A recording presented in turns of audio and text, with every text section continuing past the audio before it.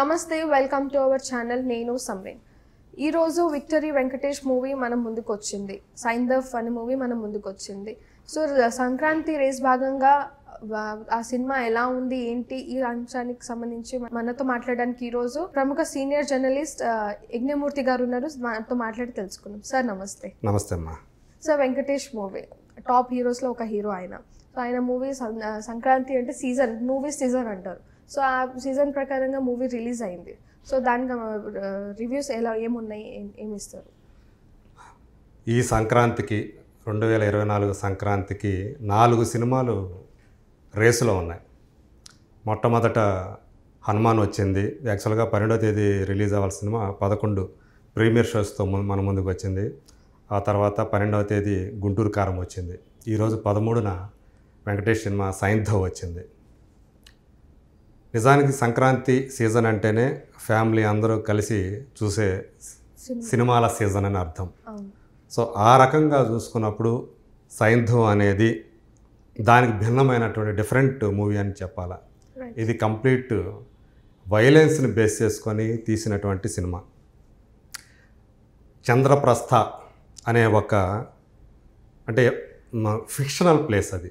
అంటే మనకి ఎక్కడా కూడా ఏ ప్లేసు ఎక్కడ ప్రాంతం అనేది చూపించరు. మన రియల్ వరల్డ్లో ఉన్నటువంటి కాకుండా చంద్రప్రస్థ అనే ఒక పోర్టు, ఆ ప్లేస్లో ఒక డ్రగ్ మాఫియా అక్కడ ఉన్నటువంటి పిల్లల్ని వాళ్ళందరినీ కూడా ఆ డ్రగ్ మాఫియాలో భాగంగా యూజ్ చేసుకోవడానికి, గన్ కల్చర్ని పెంచడానికి ఒక డ్రగ్ కార్టెల్ చేసినటువంటి ఆ ప్రయత్నాన్ని సైంధవ్ అని చెప్పేసి, అతను కూడా ఒకప్పుడు ఆ డ్రగ్ మాఫియాలో భాగంగానే ఉంటాడు.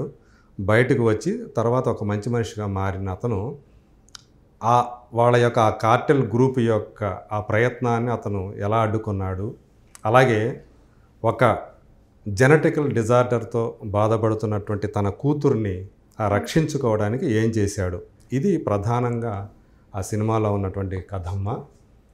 దీన్ని వైలెంట్గా, చాలా వైలెన్స్తో, అంటే వెంకటేష్ నుంచి మామూలుగా అయితే ఫ్యామిలీ హీరో అనుకుంటాం కదా. సో ఇందులో కంప్లీట్గా ఆయన సినిమా అంతా కూడా త్రూట్ అంతా కూడా గన్స్ తోటి లేదా కత్తులతోటి, అంటే కాల్చడము లేదంటే పొడవటము కత్తుతో. సో ఇలాంటి సైంధవ్ కోనేరు అంటే సైకో అని పెట్టారు అనమాట. సైకో అంటారు అతనికి షార్ట్ కట్లో, ఆ గ్రూపులో అనమాట. సో అలాంటి అతను చివరికి ఒక మంచి చూస్తే యాక్చువల్గా చూసినప్పుడు, పేపర్ మీద చూసినప్పుడు ఒక మంచి ప్రయోజనాత్మకమైన, అంటే ఒక యూస్ఫుల్ కంటెంట్ అన్నట్టు చెప్పాలి. సమాజానికి పనికి వచ్చే కంటెంటే. కానీ దాన్ని డైరెక్టర్ శైలేష్ కొలను, ఇదివరకు అతను 2 హిట్ సినిమాలు చేశాడు. ఆ సినిమా పేర్లు కూడా హిట్టే. హిట్ 2 ఆ 2 కూడా దాని పేర్లు తగ్గట్టే హిట్ అయినాయి. సో ఈ సినిమాతో అతను తెలుగులో ఒక హ్యాట్రిక్ హిట్ సాధిస్తాడా లేదా అనేది ఒక ఆసక్తి ఉంది. వెంకటేష్ని హీరోగా చేసుకొని అతను ఆ సినిమా తీయటం కూడా కొంత ప్రేక్షకులు కూడా ఒక క్యూరియాసిటీ ఉంది. సో ఎలా చూపించబోతున్నాడు హిట్ లాంటి, అది క్రైమ్ డ్రామాస్ అవి. సో క్రైమ్ డ్రామా లేదా క్రైమ్ థ్రిల్లర్ అనుకోవచ్చు. సో ఇది ఎలా తీయబోతున్నాడు అనేది ఒక క్యూరియాసిటీ ఉంది. ట్రైలర్ వచ్చిన తర్వాత ట్రైలర్ చాలా ఇంట్రెస్టింగ్గా కట్ చేశారు. దాని మీద యాంటిసిపేషన్స్ కానివ్వండి, ఎక్స్పెక్టేషన్స్ కానివ్వండి చాలా ఎక్కువగానే వచ్చాయి. కానీ ఈరోజు సినిమా రిలీజ్ అయిన తర్వాత చూస్తే సగటు సినిమా ప్రేక్షకులు అనేవాళ్ళు, అంటే సినీ గోయర్స్, యాక్షన్ సినిమాల్ని బాగా లైక్ చేసేవాళ్ళు, ఓటీటీ వచ్చిన తర్వాత డ్రగ్ మాఫియా సినిమాలు చాలా కంటెంట్ ఎక్కువగా ఉంటుంది మనకి. ఓటీటీలో మనం చూస్తే కొన్ని ప్లాట్ఫామ్స్లో, నెట్ఫ్లిక్స్ కానివ్వండి, ఇట్లాంటి టాప్ ప్లాట్ఫామ్స్లో కూడా ఎక్కువ ఈ కార్టెల్, అంటే డ్రగ్ కార్టెల్కి సంబంధించినటువంటి కంటెంట్ ఎక్కువగా కనిపిస్తుంది. వెబ్ సిరీస్ కానివ్వండి, మూవీస్ కానివ్వండి. ఇది కూడా దాన్ని బేస్ చేసుకొని తీసుకొచ్చాడు. బట్ ఇది సంక్రాంతి సీజన్లో తీసుకురావాల్సినటువంటి సినిమా కాదు అనేది నాకు గట్టిగా అనిపించినటువంటి. నేనంతే ఒకటే ప్రశ్న అడదలుచుకున్నాను వెంకటేష్ చెప్పాలంటే, సంక్రాంతి సీజన్లో సైకో సినిమా ఏంటి వెంకటేశా అనేది క్యాప్షన్ పెట్టుకుంటే కరెక్ట్గా ఉంటుంది అనేది. ఈ సీజన్లో ఫ్యామిలీ ఎంటర్టైన్మెంట్ మూవీస్ ఉంటే చాలా బాగుంటుంది. అవును, ప్రేక్షకులకు అంటే ఆడియన్స్కి నచ్చినట్టుగా ఫ్యామిలీ ఎంటర్టైన్మెంట్ సీజన్ కాబట్టి ఫ్యామిలీస్ కలిసి వెళ్తారు కాబట్టి అది ఫ్యామిలీ ఎంటర్టైన్మెంట్ బాగుంటుంది. అవును, సో కంటెంటే వేరే ఉంది ఇప్పుడు ఇక్కడ. అవును. కానీ ఇక్కడ చెప్పాను కదా, సైంధవ్ అనే ఆ క్యారెక్టర్ వెంకటేష్ అతని పర్ఫార్మెన్స్ గురించి కొత్తగా మనం చెప్పాల్సిన పని లేదు. తను ఏ క్యారెక్టర్లో అయినా సరే ఇమిడిపోతారు, అందులో చక్కగా రాణించేస్తారు. ఇందులో కూడా సైంధవ్గా ఆయన గొప్పగా రాణించారు. కానీ ఆ స్టోరీ కానివ్వండి, అందులో ఆయన క్యారెక్టర్ కానివ్వండి, ఇవన్నీ కూడా మనం ఊహించినటువంటివి. అంటే వెంకటేష్ నుంచి ఇలాంటి క్యారెక్టర్ని మనం ఊహించం, ఆయన ఎంత గొప్పగా చేసినా కూడా. సో అది ఈ సినిమాకి సంబంధించి ఒక మైనస్ అయ్యే అవకాశం ఉంది. అలాగే ఒక పాప, చిన్న కూతురు ఉంటుంది, భార్య చనిపోతుంది ముందుగానే, తను ఒక పాపను పెంచుతూ ఉంటాడు. ఆ పాపకి ఆ జెనెటికల్ డిజార్డర్ ఒకటి, స్పైనల్ మస్కులర్ అట్రాఫీ అని చెప్పేసి ఆ డిజార్డర్తో బాధపడుతుంటుంది. దానికి సంబంధించిన ఇంజెక్షన్ 17 crore rupees. ఇది ట్రైలర్లోనే రివీల్ చేసేసారు, మనకు ముందే చెప్పేశారు.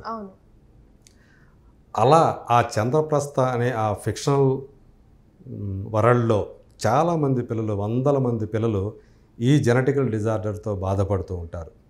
సో దీన్ని క్యాష్ చేసుకోవడానికి ఒక ఫార్మాస్యూటికల్ కంపెనీ ఉంటుంది. సో దాంతో సో తను పాపను రక్షించుకోవడంతో పాటు అనేక మంది మిగతా పిల్లలను కూడా రక్షించడానికి ఆ ఇంజెక్షన్ 17 కోట్ల రూపాయలు విలువ చేసే ఆ ఇంజెక్షన్ దాన్ని తీసుకురావడానికి ఇతను సైంధవ్ చేసే ఫైట్ అనమాట ఈ సినిమా అంతా కూడా, తన కూతురి కోసం. సో చివరికి క్లైమాక్స్ అనేది మనకి ఎలా ఉంటుందని మనం కొంత ఊహించవచ్చు. అది కొంత ఆ తండ్రి కూతుళ్ళ మధ్య అనుబంధం ఏదైతే ఉందో, ఆ రిలేషన్షిప్ని, దాన్ని చాలా చక్కగా తీసుకురావచ్చు. బట్ దానిని ఈ వైలెన్స్ అనేది, ఈ గన్ ఫైట్లు ఇవన్నీ కూడా ఎక్కువ డామినేట్ చేసేసాయి. అందువల్ల మనకి బయటకు వచ్చేటప్పుడు ఆడియన్స్కి కూడా ఒక రకమైన దీంతో వస్తారనమాట. ఏంది మనం ఎక్స్పెక్ట్ చేసింది ఇది కాదు కదా వెంకటేష్ నుంచి, మనకు కావాల్సింది ఒక కమర్షియల్, ఒక ఫుల్ మీల్స్ లాంటి సినిమా కదా, ఇది చూస్తేనేమో కంప్లీట్గా వైలెన్స్, ఫైట్స్ ఏంటిది అని చెప్పేసి అని అనిపిస్తుంది. సో అట్లాగే నవాజుద్దీన్ సిద్దికి, తను బాలీవుడ్లో చాలా పాపులర్ యాక్టర్. సో అతను కూడా ఎలాంటి క్యారెక్టర్ అయినా చూడటానికి చాలా షార్ట్గా ఉంటాడు. ఇంకా వెంకటేష్ ముందైతే ఇంకా షార్ట్గా కనపడ్డాడు అనమాట. సో అతను మాత్రం ఇందులో ఒక వికాస్ మాలిక్ అని ఆ డ్రగ్ కార్టెల్ లీడర్ అంట, one of the leader. So అతను తన క్యారెక్టర్ మాత్రం డామినెంట్, ఎలాంటి క్యారెక్టర్ అయినా చేస్తాడు కాబట్టి ఇందులో కూడా అతని డామినెన్స్ కనిపిస్తుంది. సో ఎవరికి వాళ్ళు, శ్రద్ధా శ్రీనాథ్ ఉంది, తను వీళ్ళింటి పొరుగు అనమాట. సో ఆమెకి భర్త నుంచి థ్రెట్ ఉంటే సో ఆమెను ఇతను రక్షించే క్యారెక్టర్లో ఇతను కనిపిస్తాడు. వీళ్ళిద్దరి మధ్య కొంత ఇంటిమసీ ఉంటుంది. సో ఇలాంటి పెట్టుకున్నాడు కాస్త. కానీ వీటన్నిటినీ కూడా ఈ యొక్క ప్లాట్ ఏదైతే ఉందో, ఆ స్టోరీ, ఆ ప్రధానమైనటువంటి పాయింట్ ఏదైతే ఉందో అది దెబ్బ కొట్టేసిందనే చెప్పాలి. సో అందువల్ల అంటే ప్లస్ పాయింట్స్కి వచ్చేటప్పటికి ఒక వెంకటేష్ పర్ఫార్మెన్స్, అలాగే పాపతో ఆయనకున్నటువంటి రిలేషను, టెక్నికల్గా కూడా ఆ బీజిఎం కానీ, సంతోష్ నారాయణ అని చెప్పి ఈరోజు చాలా డిమాండ్ ఉన్నటువంటి మ్యూజిక్ డైరెక్టర్, తమిళియన్ అతను. సో తెలుగులో కూడా అతనికి మంచి మంచి ఆఫర్స్ వస్తున్నాయి. అతను బ్యాక్గ్రౌండ్ మ్యూజిక్ని చాలా బాగా ఇస్తాడు. సో ఆ బ్యాక్గ్రౌండ్ మ్యూజిక్ చూసుకుంటే ప్లస్. అలాగే సినిమాటోగ్రఫీ కూడా బాగుంది. కానీ ఇంత చేసినా కానీ ప్రేక్షకులకు కావాల్సినటువంటి ఆ ఇంగ్రీడియంట్స్ మిస్ అయిపోయినాయి, ఆ ఫ్యామిలీ ఎలిమెంట్స్ మిస్ అయిపోవటం అనేది. అలాగే ఏదైతే తీసుకున్నాడో బ్యాక్డ్రాప్ని, ఆ డ్రగ్ కార్టెల్, అది కూడా జనాలకి ఇప్పుడు అలాంటి కంటెంట్ చాలా చూసేసి ఉన్నారు. సో ఫ్యామిలీ ఆడియన్స్కి అది పెద్ద మైనస్ అని చెప్పాలన్నమాట. సో అట్లా అంటే తను ఒక మంచి పాయింట్ని తీసుకున్నప్పటికీ కూడా దాన్ని ఫ్యామిలీ ఆడియన్స్కి దగ్గర చేర్చేయటంలో మాత్రం ఆ తీసుకున్న కంటెంట్ అది పెద్ద మైనస్గా మారిందని చెప్పాలి. అది అంటే సో ఓవరాల్గా చూసుకుంటే ఇప్పటివరకు చూసుకుంటే 3 సినిమాలు ఇప్పటివరకు రిలీజ్ అయినాయి. రేపు నాగార్జున గారి నాసామి రంగా సినిమా రిలీజ్ కావాల్సి ఉంది. ఇప్పటివరకు చూసుకుంటే ఫస్ట్ ప్లేస్లో హనుమాన్, తేజ సజ్జా అనే కుర్రాడు చేసినటువంటి హనుమాన్ దానికి ఫస్ట్ ప్లేస్లో ఉంది. మహేష్ బాబు చేసినటువంటి గుంటూరు కారం అది నిన్నటి వరకు చాలా అంటే ఒక డిజాస్టర్ టాక్ లాగా వచ్చింది. కానీ ఈరోజు వచ్చిన మూడో సినిమా సైంధవ్ వచ్చిన తర్వాత గుంటూరు కారం బెటరు దీని మీద అనే టాక్ ఒకటి స్ప్రెడ్ అవుతూ ఉంది. నిజానికి కూడా అదే, వాస్తవం కూడా అదే. సో ఇది కొంచెం గుంటూరు కారంకి కథ ఊపిరినిచ్చిందనే చెప్పాలా. గుంటూరు కారం ఇంకా యావరేజ్ అంటున్నారు. అవును. దానికంటే ఇది ఇంకా అది ఇప్పుడు దీని మీద అది బెటర్ అని, ఎందుకంటే దాంట్లో అది కమర్షియల్ సినిమా కాబట్టి ఒక ఫ్యామిలీ ఎలిమెంట్స్ ఉన్నాయి కాబట్టి సంభవ ఇప్పుడు అది బెటర్ అని చెప్పేసి ఆ రకమైన టాక్ కూడా దానికి ఉపయోగపడే అవకాశం ఉంది. అదే సాంగ్స్ ఎలా ఉన్నాయి సార్ మూవీలో? ఇందులో అంటే ఇది ఇలాంటి థ్రిల్లర్ సినిమాలకి సాంగ్స్ ఉండవు, అది పెద్ద ఇంపార్టెన్స్ ఉండదు. వచ్చాయని కూడా మాంటేజ్ సాంగ్లే ఉంటాయి అన్నమాట. సో ఆ సందర్భానుసారం వచ్చే ఆ సాంగ్స్ వరకు ఓకే, అవి అంటే ఎంజాయబుల్ కాదు, మనం కమర్షియల్ సాంగ్స్ కాదు అవి. సో స్టోరీలో భాగంగా వచ్చేవి అవి. సో అవి బాగానే ఉన్నాయి అని చెప్పాలా. ఇంకా అది యాక్షన్ సీన్స్ ఎక్కువగా ఉండే, వైలెన్స్ ఎక్కువ ఇందులో. సో అది మాత్రం ఆ పార్ట్ మాత్రం యాక్షన్ ప్రియులు అంటారు కదా, యాక్షన్ సినిమాలు చూసే ఆడియన్స్కి మాత్రం అంతవరకు నచ్చుతుంది. వెంకటేష్ క్యారెక్టర్ వచ్చేసి ఆయన అభిమానికి నచ్చుతుంది. బట్ ఓవరాల్గా జనరల్ ఆడియన్స్ పరంగా చూసుకుంటే ఇది నిరుత్సాహాన్ని కలిగిస్తుందనే చెప్పాలి, అసంత డిసప్పాయింట్మెంట్ కలిగిస్తుందని చెప్పాలి. ఓవరాల్గా ఏమంటారు సార్, లైక్ సంక్రాంతి రేస్ భాగంగా ఇది ఉంటుందా లేకపోతే?